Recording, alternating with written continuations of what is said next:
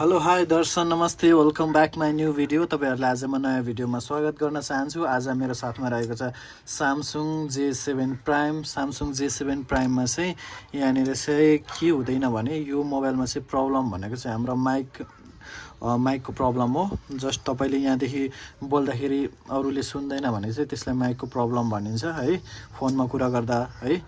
त्यही भएर आज चाहिँ म तपाईँहरूलाई स्पेसल्ली यो छोटो अनि एकदमै सरल तरिकाले कसरी चाहिँ यो माइकलाई चाहिँ हामीले सल्भ गर्न सक्छौँ, माइक प्रब्लमलाई चाहिँ कसरी सल्भ गर्न सक्छौँ भनेर चाहिँ यहाँनिर तपाईँहरूलाई म देखाउन गइरहेको छु। Let's see guys, first of all हामीले माइकलाई चेक गर्नुपर्ने हुन्छ। यहाँनिर माइकको रिडिङलाई चेक गर्नुपर्ने हुन्छ। माइक बस्ने जुन पोइन्टहरू त्यसको रिडिङलाई चेक गर्नुपर्ने हुन्छ। 3टा खुट्टावाला हो यो, 3टै पोइन्टमा चाहिँ राम्रोसँगले रिडिङ दिनुपर्ने हुन्छ र रिडिङ नदिएको खण्डमा पोइन्टले काम गर्न छोडेको हुन्छ र माइक पनि हामीले स्पेसली चेक गर्नुपर्ने हुन्छ है गाइज।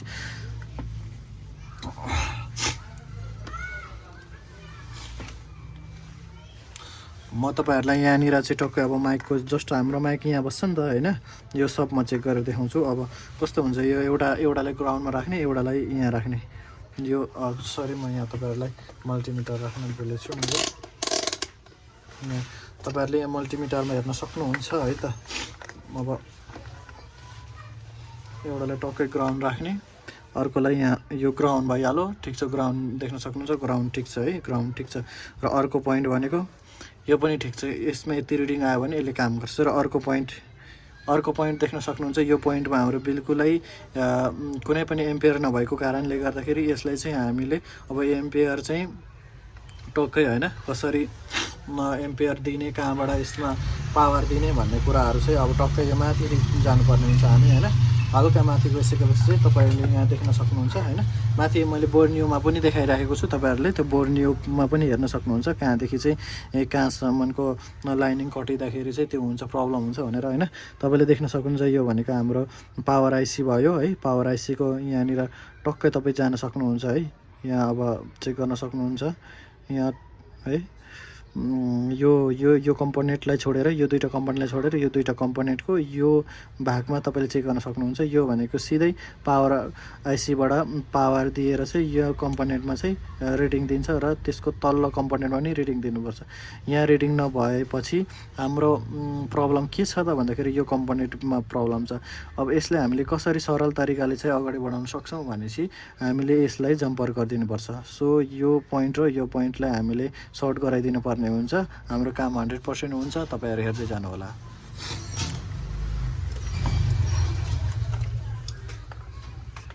टक्कै गाइज, म चाहिँ तपाईँहरूले यहाँ अब जम्पर गरेर देखाउन चाहन्छु होइन। हामीले गर्नुपर्ने जम्पर भनेको चाहिँ है, मैले जुन ठाउँमा देखाएको छु माथि तपाईँले बोर्ने स्किमिटरमा ठ्याक्कै देख्न सक्नुहुन्छ। अलिकति प्रपरली त्यहाँनिर चाहिँ मजाले देखाइरहेको छु मैले होइन। त्यहाँबाट तपाईँहरूले जम्पर गर्न सक्नुहुन्छ होइन।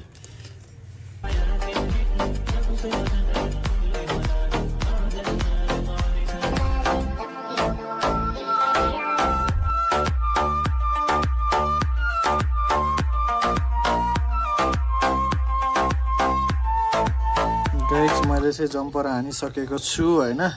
यहाँनिर टक्कै यो यो यो यहाँ छ नि जुन यो क्यापेसिटर, यसलाई चाहिँ सर्ट गरिदियो हो क्या, यहाँ र यहाँ सर्ट गरिदियो। अब रिडिङ चेक गरौँ, त्यसपछि थाहा हुन्छ है।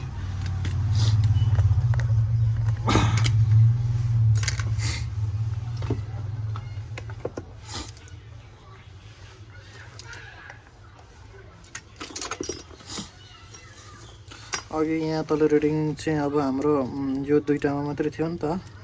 यहाँ ग्राउन्ड भइहाल्यो होइन, अनि यहाँ रिडिङ थियो ठिक छ, अनि यहाँ रिडिङ थिएन, अहिले छ है गाइज।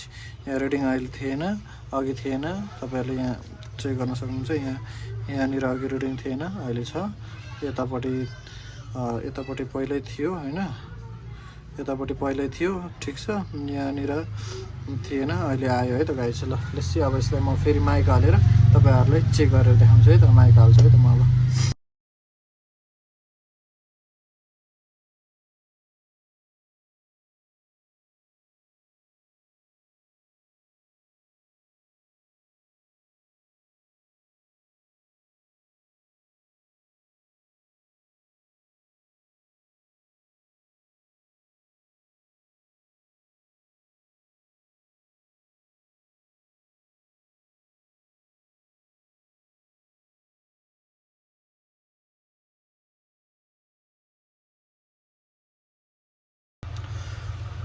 फाइनली गाइज मैले यहाँ माइक पनि हालिसकेको छु होइन। अब यहाँनिर सब हाम्रो कुराहरू ओके छ।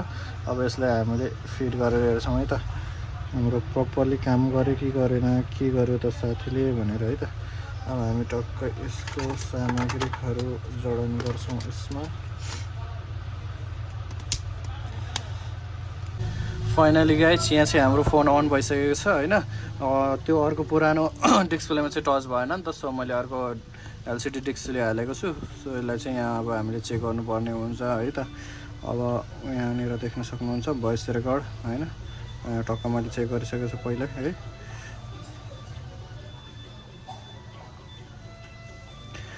Check check mic check mic check, hello hello hello hello hello hello hello देख्न सक्नुहुन्छ। यो जस्ट अब ब्लिङ भयो भने चाहिँ हाम्रो रेकर्डले काम गरेको हो भन्ने बुझ्नुपर्ने हुन्छ है हामीले। देख्न सक्नुहुन्छ अब check check mic check mic check, hello hello hello hello hello hello देख्न सक्नुहुन्छ। यो जस्ट अब ब्लिङ भयो भने चाहिँ हाम्रो रेकर्डले काम गरेको हो भन्ने बुझ्नुपर्ने हुन्छ।